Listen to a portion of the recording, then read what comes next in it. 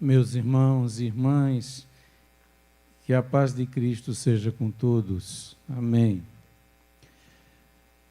Antes de começar e de convidá-los a acompanharem a leitura do texto sagrado comigo, eu quero, sem dúvida, agradecer esta, eu diria, grande responsabilidade e também este gesto de confiança do meu querido amigo Marcos e desta igreja, em dar-me a oportunidade de participar das celebrações do 11º aniversário, neste fim de semana. De modo que eu agradeço a Deus muito ter Ele me permitido e, naturalmente, os irmãos também esta oportunidade. Agradeço a Deus também esses anos todos que já se vão, não é? O Marcos fez referência a eles. Eu me recordo quando chegamos os dois tão meninos ainda, não é? Tão meninos ainda, em 1983. Eu com 17 anos, ele com um pouquinho mais do que isso. Mas Deus nos tem conduzido ao longo de mais de 40 décadas, de 40 anos. Seríamos Matusalém, né? Ao longo de mais de 40 anos, ou de 4 décadas. E Deus nos tem, sim, abençoado muito, a despeito de nós próprios, a despeito de mim. Mas sem querer demorar, nesta nossa última conversa, hoje pela manhã, os nossos olhos se voltaram para aquele episódio que a Escritura relata acerca de Jacó. E nós refletimos sobre aquele encontro que está descrito no livro do Gênesis, no capítulo 32, especialmente a partir do verso 22, que a maioria das nossas escrituras apresenta aos leitores como a luta de Jacó com Deus. E nós, pela manhã, vimos que, mais do que a luta de Jacó com Deus, ou também com esta, ou com aquela que foi a luta de Jacó com Deus, ocorreu uma grande luta de Deus com Jacó. E essas lutas ainda continuam a acontecer. Nós lutamos com Deus por alguma razão, e Deus luta conosco por outras razões. Jacó lutou com Deus porque Jacó tinha diante de si algo que o inquietava muito, o reencontro com seu irmão Esaú, aquele a quem prejudicara, que supunha Jacó, guardava dele muita mágoa. Dizíamos pela manhã que Jacó imagina Esaú do ponto de vista de sua culpa, da culpa de Jacó. E como se sentia muito culpado, presumimos, até pelo tamanho do presente que ele preparou para seu irmão, de fato, imaginamos que ele esperava que fosse muito difícil o reencontro com Esaú. Qual não foi a surpresa de Jacó, eu creio, né? Ao ver Esaú, o seu irmão, aquele a quem mais de 20 anos não encontrava, lançar-se ao seu pescoço, abraçá-lo e beijá-lo aos prantos.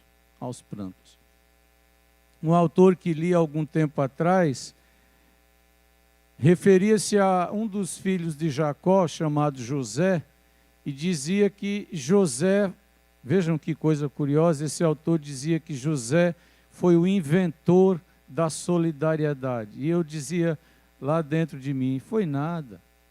José teve uma boa escola. Lembram-se que eu falei daquelas escolas nas quais nós somos matriculados, conquanto não nos matriculemos? José é filho de Jacó. Eu creio que Jacó deve ter muitas vezes falado a José sobre aquele reencontro, e como seu tio Esaú lançou-se ao seu pescoço e com ternura, carinho, o abraçou e beijou profusamente. Eu acho que generosidade faz escola. Acho que misericórdia é semente.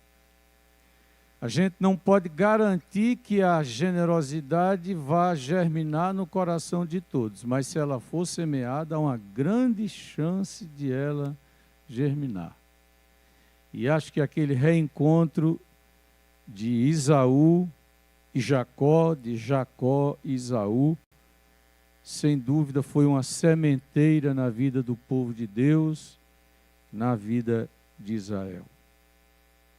Mas também pela manhã nós destacamos a luta de Deus com Jacó por causa do próprio Jacó. Por causa daquilo que Deus queria que Jacó se tornasse. E lembramos que Deus às vezes luta conosco exatamente para que sejamos o que Deus quer que sejamos. E nem sempre nós temos consciência daquilo que Deus quer nos tornar, daquilo que nós precisamos ser. Pela manhã até dissemos que Jacó talvez acreditasse que tinha um problema, que era o seu reencontro com Esaú. E não percebesse ele, o próprio Jacó, que ele também era um problema. Recordam-se?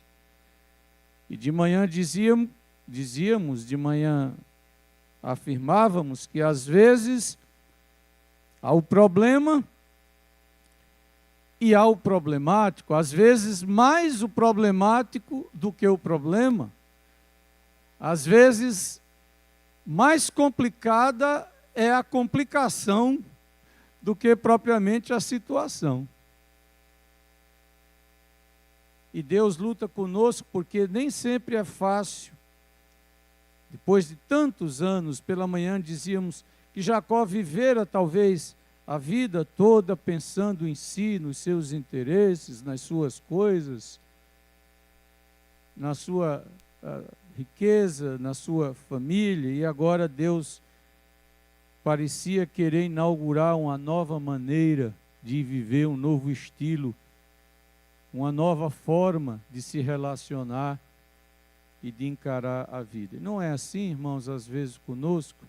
Graças a Deus que a gente pode mudar a qualquer momento da vida. Ontem à noite nós dizíamos que em nenhum momento da vida somos aquilo que podemos ser. Sempre podemos ser mais ou melhor. Né? E não existe essa história que às vezes eu mesmo, viu, estou falando, tudo que eu disser eu estou dizendo a mim. Às vezes dizemos assim, não consigo, não dá para mudar, né? Eu nunca vou esquecer da teologia do carpinteiro que um dia eu vi formulada nas mãos, nos lábios, e escrita pelas mãos de um homem muito simples, quando ele disse, olha, não adianta reiterar, repetir, afirmar e reafirmar, né? Fulano é pau, e pau que nasce torto, morre torto. Jesus foi carpinteiro. Então, por mais duros, rígidos que sejamos, somos passíveis de mudança. E às vezes essa mudança ou essa transformação vem porque a gente precisa de uma grande bênção, de um grande milagre. Talvez tenhamos chegado aqui com isso nas nossas mentes, ou quiçá, se não num primeiro plano, mas lá guardadinho dentro de nós. Senhor, eu preciso de um milagre. Você está dizendo isso a você? Eu confesso que eu estava sentado ali e estava dizendo a mim.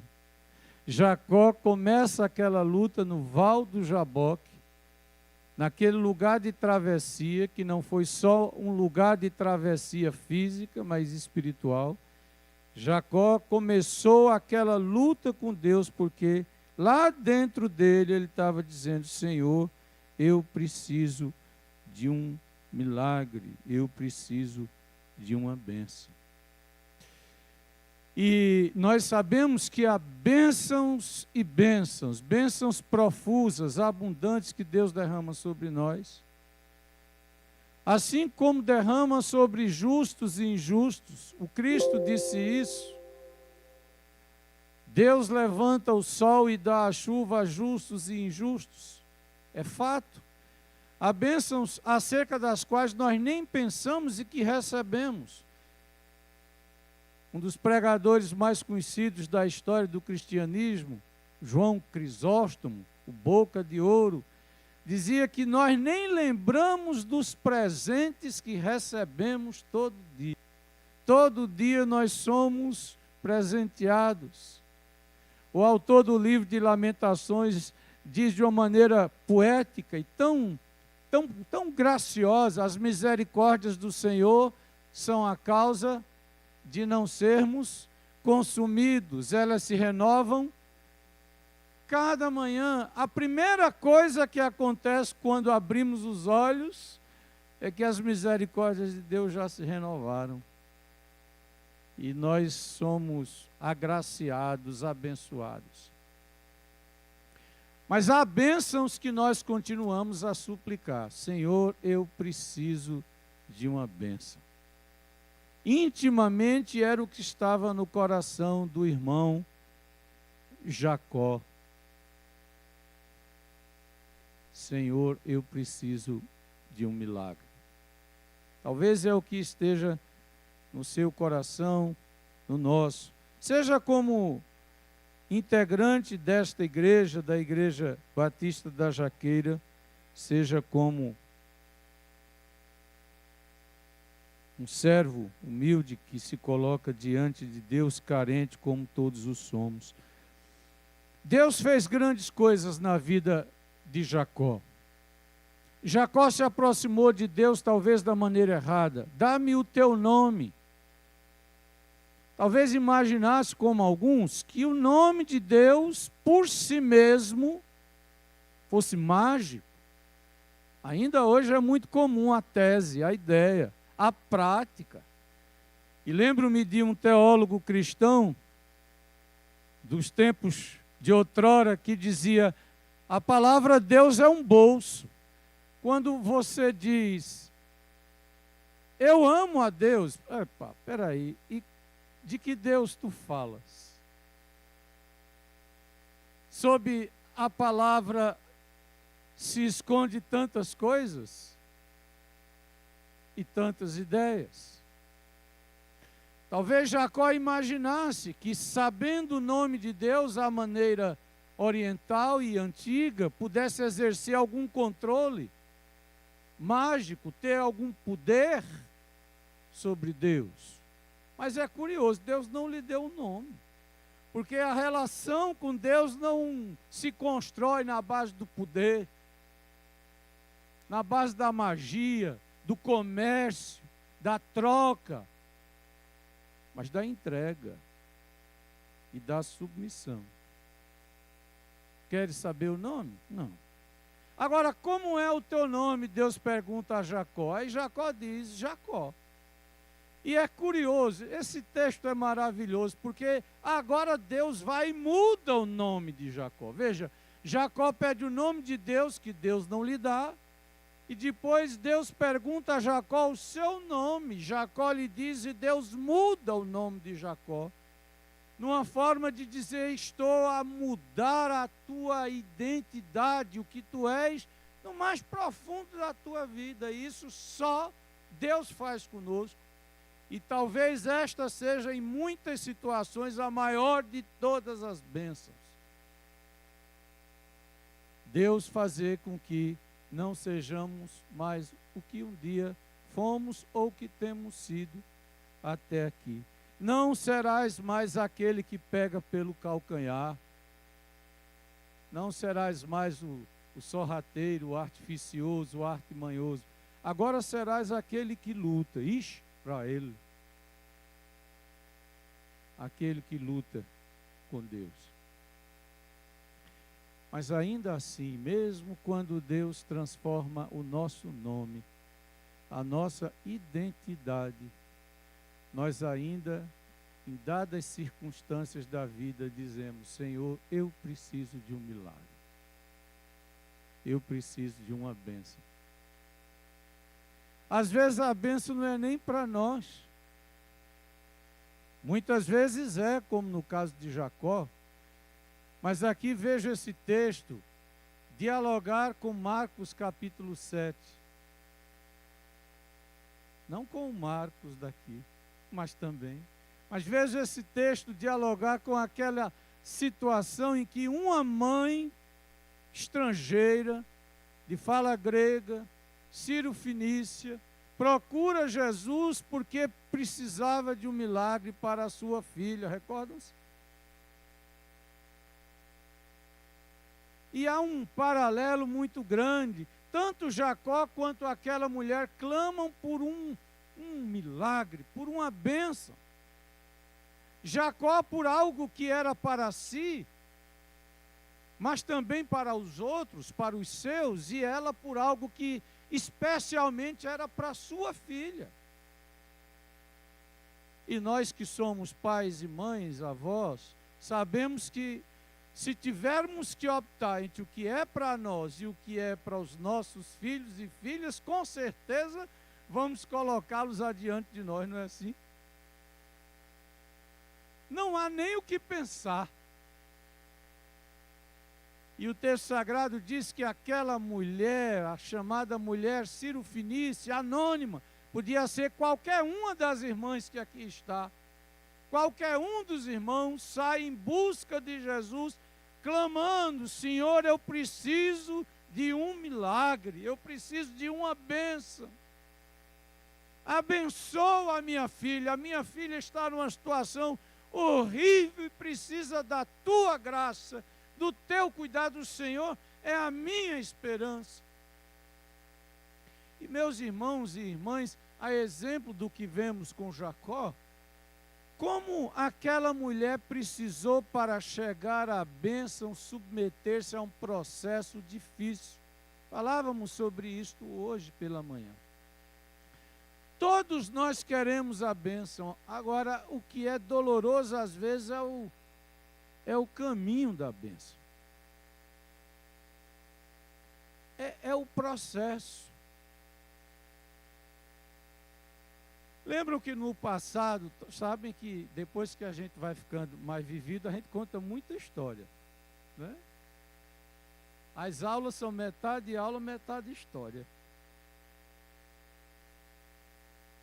Há duas maneiras pelas quais a gente sabe que uma pessoa está chegando perto dos 60. Já ouviu? Sabe quais são as duas? A primeira é a seguinte: quem está chegando perto dos 60 sempre diz assim: baixa o som. Quando você está longe, você não diz baixa o som. Tá mais alto. Chegou perto dos 60, baixa o som. Não é? E a segunda é que você começa a contar histórias. E é natural, porque você acumula experiências, né? Lembra-se daquela palavra, existe um autor espanhol, cristão, Julián Marías, que num livro dele diz assim: o jovem pode ser quase tudo. Aí agora vem a puxada de tapete, ele diz: porque é quase nada. O que ele quer dizer? Entendamos, o jovem pode ser quase tudo, porque ele tem muito por viver. É a lógica biológica, humana. Então o jovem vai contar pouca história, porque ele tem muita experiência por viver. Mas quem já viveu mais vai contando mais história. E esse texto que temos diante dos nossos olhos traz ao coração uma história magnífica de uma mulher que se submete a um processo doloroso, irmãos. Um processo de rejeição. Ser rejeitado é uma coisa que dói. Ser rejeitado por quem nos deveria acolher, aí é que é dose. Me perdoem pela expressão um pouco elegante. Ser rejeitado por quem nos deveria acolher, aí é que é doloroso. O texto diz que aquela mulher saía clamando atrás de Jesus, e os discípulos de Jesus, que deveriam abrir o caminho dela, fechavam-lhe o caminho. Mulher, silencia, por que incomodar Jesus? Mas eu diria que isso ainda é muito pouco comparado ao que ela vai viver. A mulher chega até Jesus. E Jesus, conhecendo bem o coração daquela mulher, o texto diz que ela, mestre, tem piedade, preciso de um milagre para a minha filha. E Jesus silencia. Às vezes o silêncio de Deus é mais difícil de suportar do que o não divino.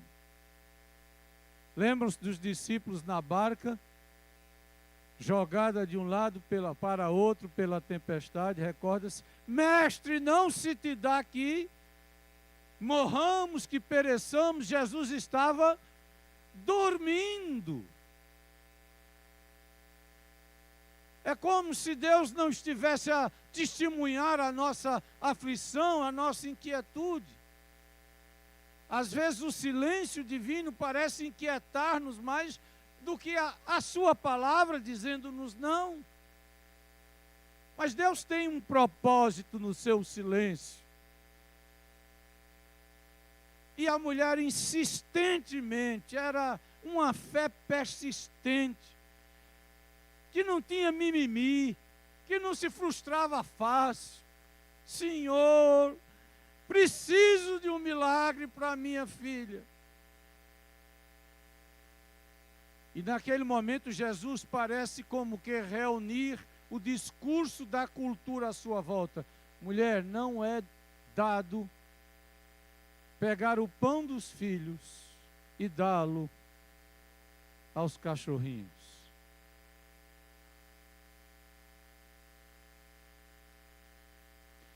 E a mulher disse, eita mulher brilhante.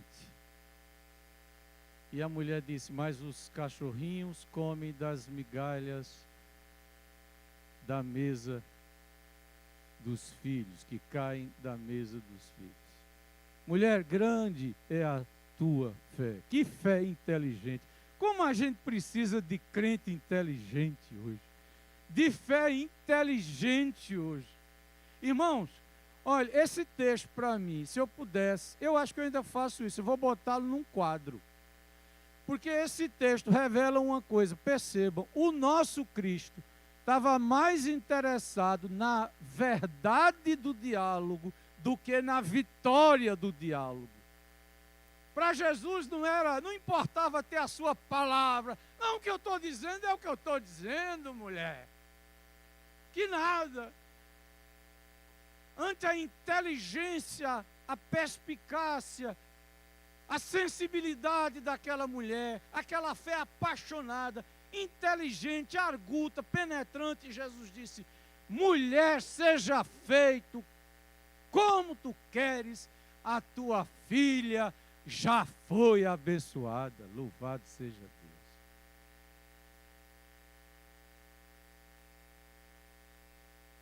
Senhor, disse Jacó, não te deixarei ir,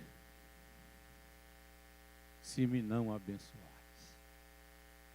Não são parecidos os espíritos? Não te deixarei ir. O Senhor não sai daqui, a menos que o Senhor me abençoe. Irmãos, já perceberam que Deus se dá e quase que se dobra ante a nossa fé apaixonada? O que era Jacó para Deus? Nada. Mas Deus aquece. Precisamos de crentes, de igrejas, novas ovelhas que entendam que a fé que chega a Jesus, que a fé que Jesus pretende, deseja, é aquela que é persistente, mas que também é apaixonada. Aquela fé que é envolvente, mas é também inteligente. Aquela mulher, assim como Jacó, são exemplos de fé que é razão, mas também que é paixão. Se o Senhor não me abençoar, eu não vou largar o Senhor de jeito nenhum.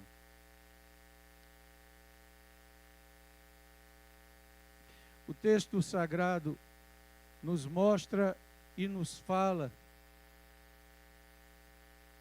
nesses dois que acabamos de ler, nesses dois relatos, que às vezes o caminho do milagre, o caminho da bênção é longo.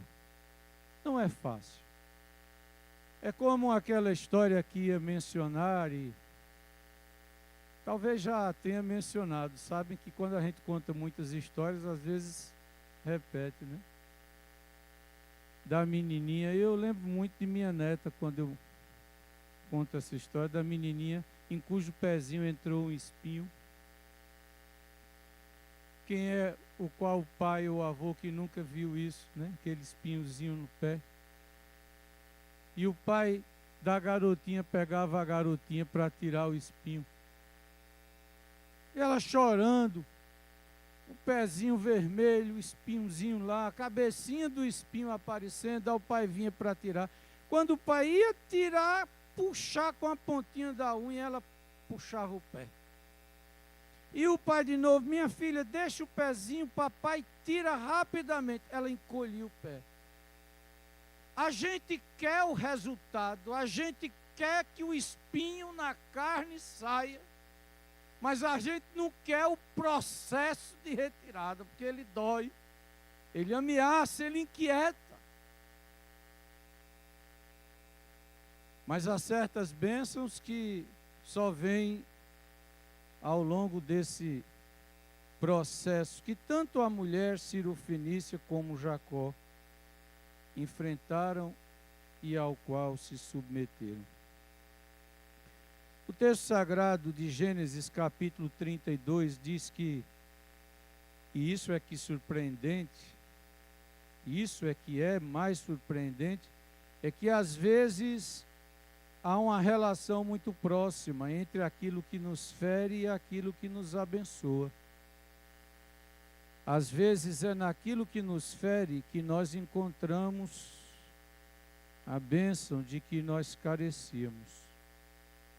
Às vezes uma ferida é o lugar onde também encontramos a graça. Uma sabedoria que vai fazer a diferença na nossa vida e na vida dos nossos familiares.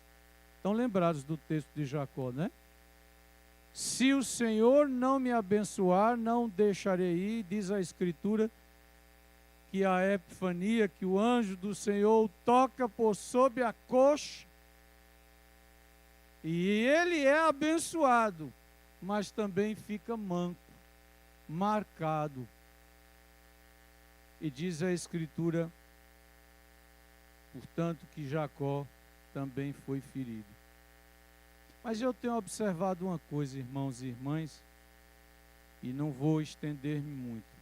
As pessoas feridas, elas são realmente abençoadas de muitas maneiras. E há uma delas que eu quero destacar.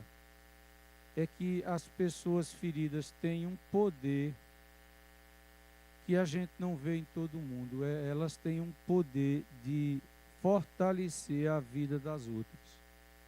Já percebeu isso?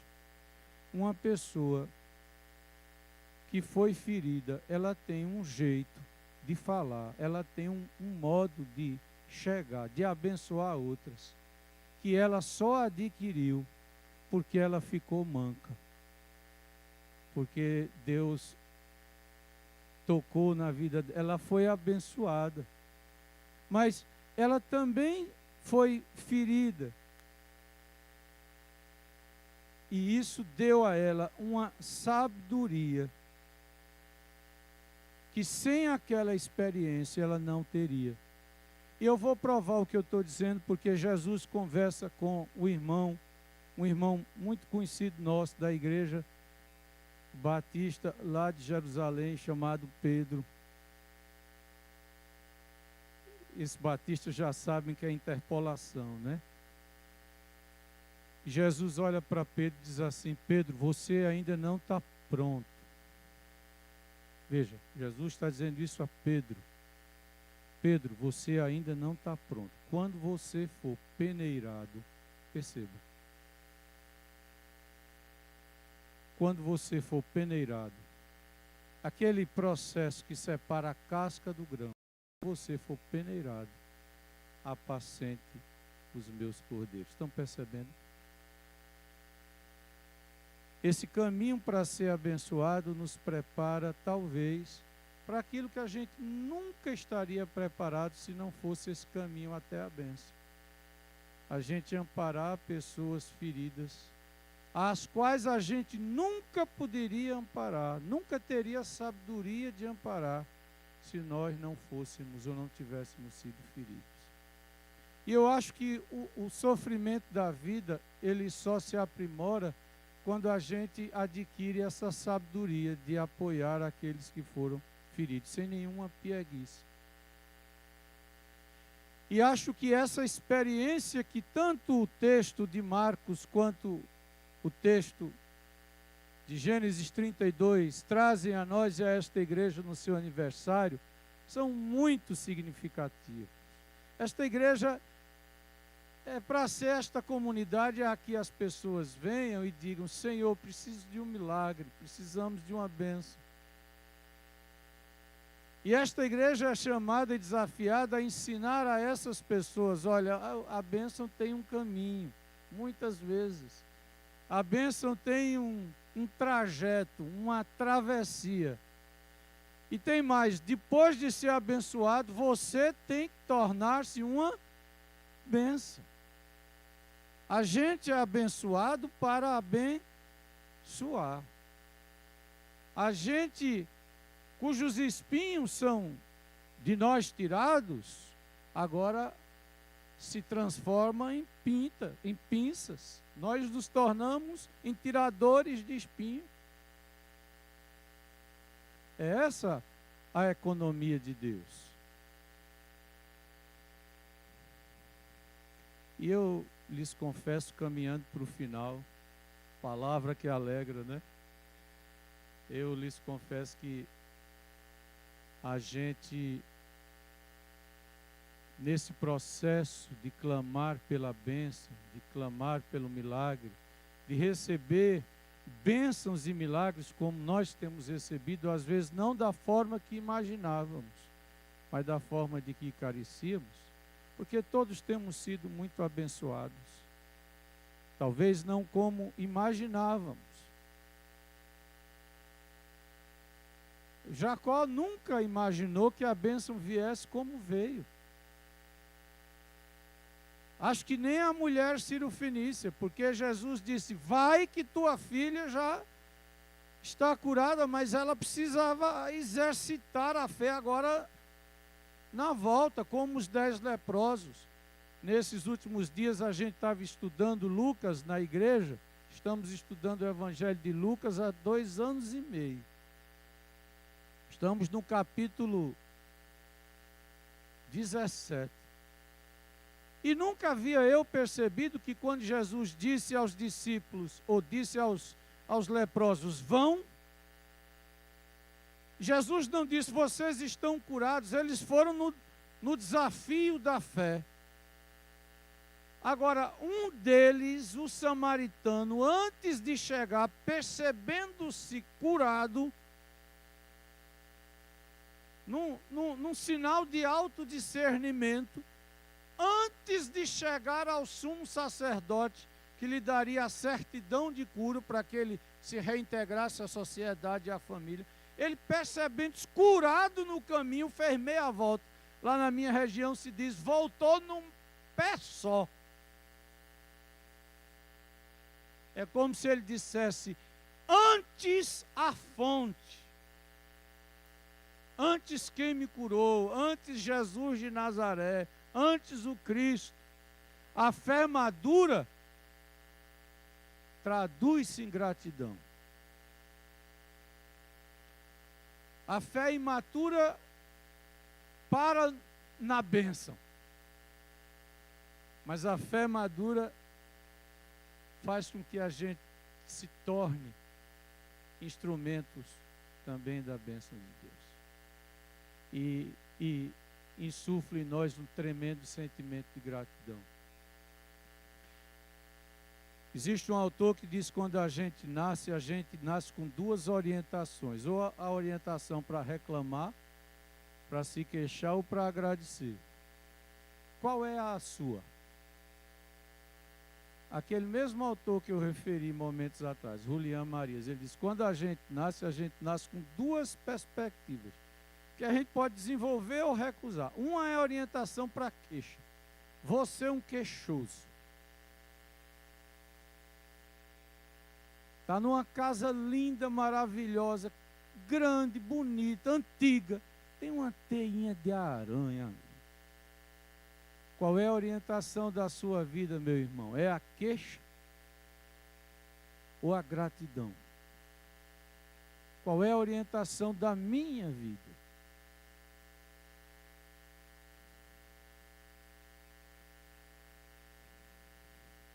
O texto que nós temos diante de nós talvez nos ajude a perceber, e a esta igreja no seu 11º aniversário, que poucas coisas realmente são importantes. Com o tempo e diante da graça e da bênção de Deus, a gente começa a entender isso. Poucas coisas realmente importam. Por isso que, quando a gente percebe isso, a gente entra naquele processo de simplificação e desapego. E há uma historinha que eu li num livro que a minha neta me deu há algum tempo atrás. Na verdade, não foi ela ainda que comprou, né? Foram os pais. Mas foi ela que me deu. Foi ela que me entregou. E esse livrinho traz uma história, aliás, duas, com as quais eu concluo. A primeira é a história de um garotinho que gostava de um carrinho, desses carrinhos que antes a gente ganhava quando abastecia, punha combustível, lembram-se, no posto, pagava uma taxinha a mais, ganhava um carrinho. Eu ainda tenho uma porção lá em casa. E havia uma família que tinha um garotinho que brincava, gostava demais de um carrinho desse. E uma médica da família disse: vamos fazer o seguinte, vamos fazer a coleção para ele. Ele gosta tanto deste carrinho, e se ele tiver uma coleção? E mobilizou os demais médicos e enfermeiros, enfim, trabalhavam no hospital, para que todo mundo abastecesse num dado posto, e ela providenciou para todos uma relação dos carrinhos, para ninguém pegasse um carrinho em duplicidade, e todo mundo pegasse um carrinho diferente para fazer a coleção. E finalmente a coleção foi feita. Ela pegou a coleção, botou numa caixa e levou para ele. Raquel, o nome dela, que é o nome da autora. Aí entregou a ele a caixa com todos os carrinhos. Ela esperava que ele exprimisse aquela alegria incontida. Meu Deus, eu não tenho agora, eu tenho uma coleção de carrinhos, né? Mas ele olhou para a caixa e, sério, impassível,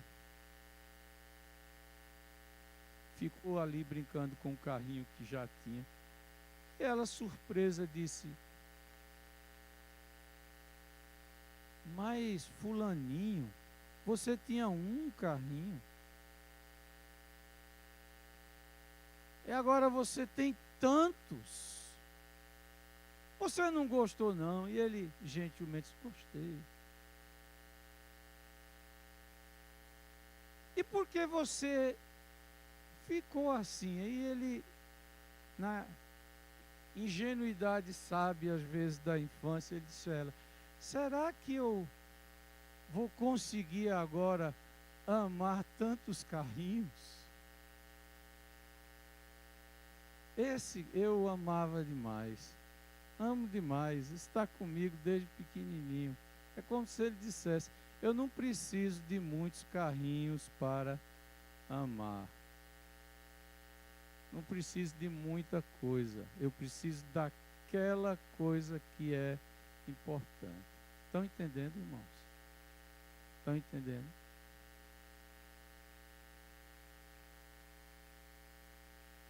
Às vezes, normalmente temos muito mais do que migalhas, muito além das migalhas. Mas nos queixamos, como igreja, como pessoas. Queremos mais. Fomos, parece que, tomados por esse vírus do querer mais, quando a realização e a paz interior com a bênção vem do querer menos.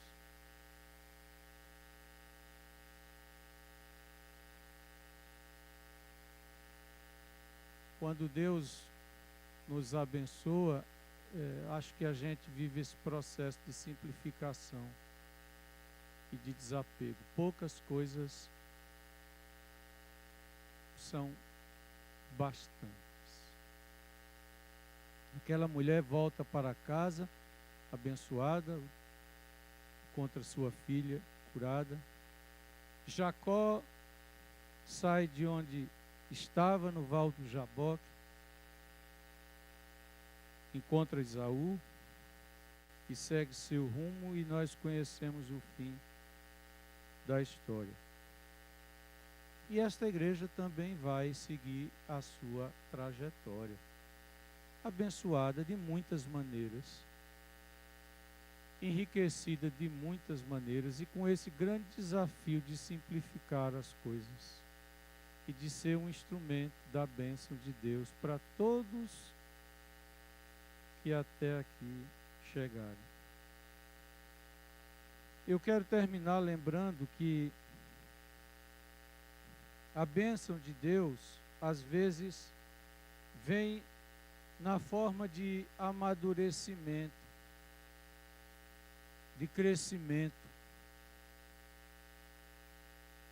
Normalmente, através de um processo, pelo menos as bênçãos mais significativas. Permitam-me lembrar que a bênção de Deus, as mais significativas bênçãos, criam uma dinâmica nova na vida da gente. Desapego e simplificação. Aprendo nesse texto que as bênçãos mais significativas, se é que posso dizê-lo assim, estão enraizadas no seio da família. Tem alguma coisa a ver com a nossa família, com a nossa casa. A bênção relativa a Jacó envolvia Esaú.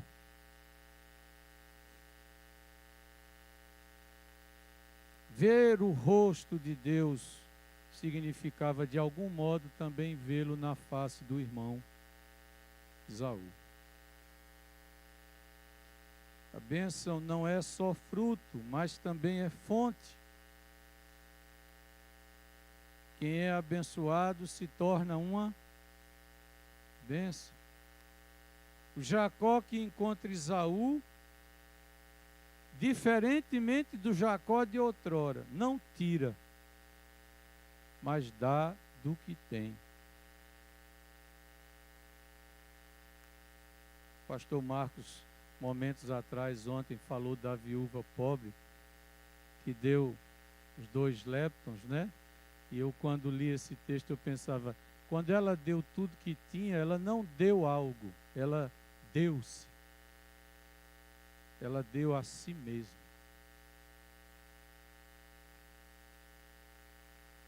Deus dobra o homem, mas também se deixa reter.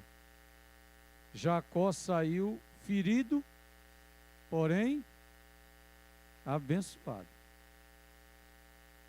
Às vezes, naquilo que nos fere, está o anjo que nos abençoa. A ferida era lugar de lembrança, mas também de bênção. E às vezes, antes da bênção, no percurso desse caminho que nos pode ferir, e às vezes nos fere, mas há uma experiência que eu só vim compreender há algum tempo atrás. Eu não sei nada de música, por favor, perdoe-me os irmãos especializados na matéria. Mas havia uma coisa que me chamava a atenção, e eu concluo com esse breve relato, que era o seguinte: antes eu gosto de música orquestral, de música instrumental. Não entendo nada, mas eu gosto da sonoridade, eu gosto da harmonia. A harmonia é que me arrebata. E eu observava que antes da orquestra começar, havia uma balbúrdia de sons, né? Os instrumentistas, cada um dando um tom, uma confusão a meus ouvidos brutal. Aí depois alguém me disse que antes de começar, eu não sei exatamente, não sei se é o oboísta, ele dá um tom. No meio da confusão, uma nota. Eu acho que na vida essa nota é divina, é espiritual. Uma nota.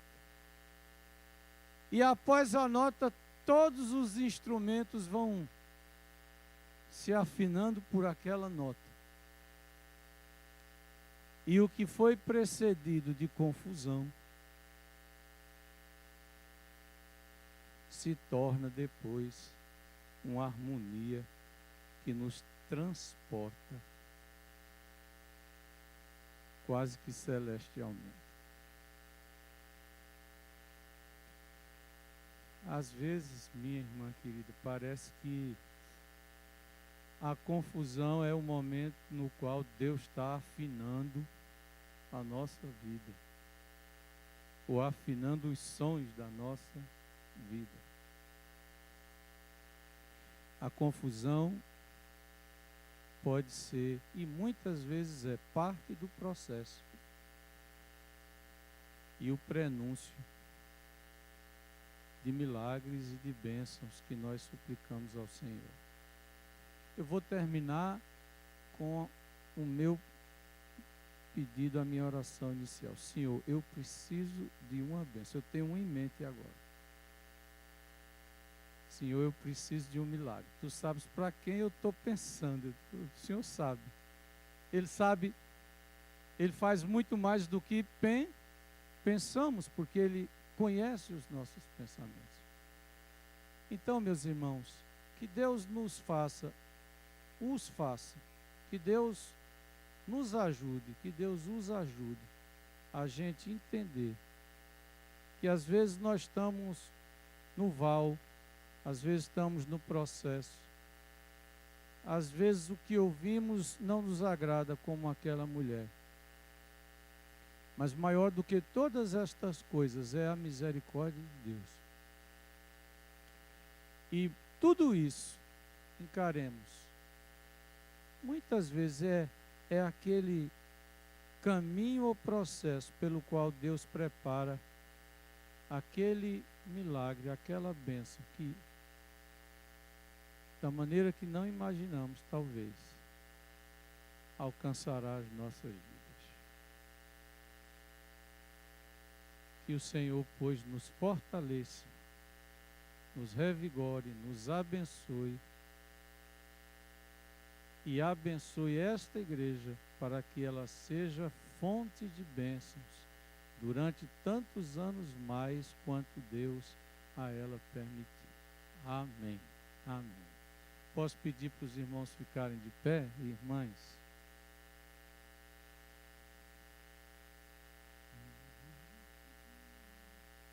Os irmãos e irmãs conhecem o hino.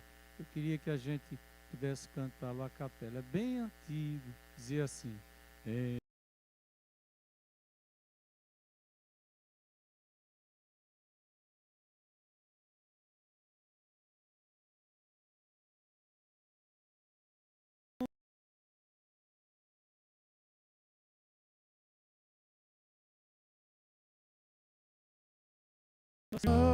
Minha fé e o meu amor estão firmados no Senhor, estão firmados no Senhor. Se Ele não posso a face ver, a sua graça vou viver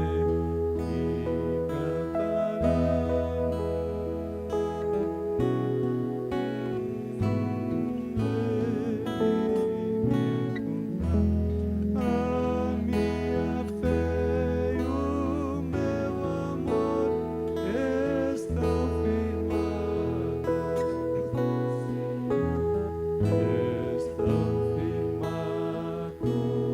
no Senhor. Amém. Louvado seja Deus. A nossa fé, nosso amor estão firmados no Senhor. Se lhe não posso a face ver, na sua graça vou viver. Em cada transe sem falhar, irei com Ele.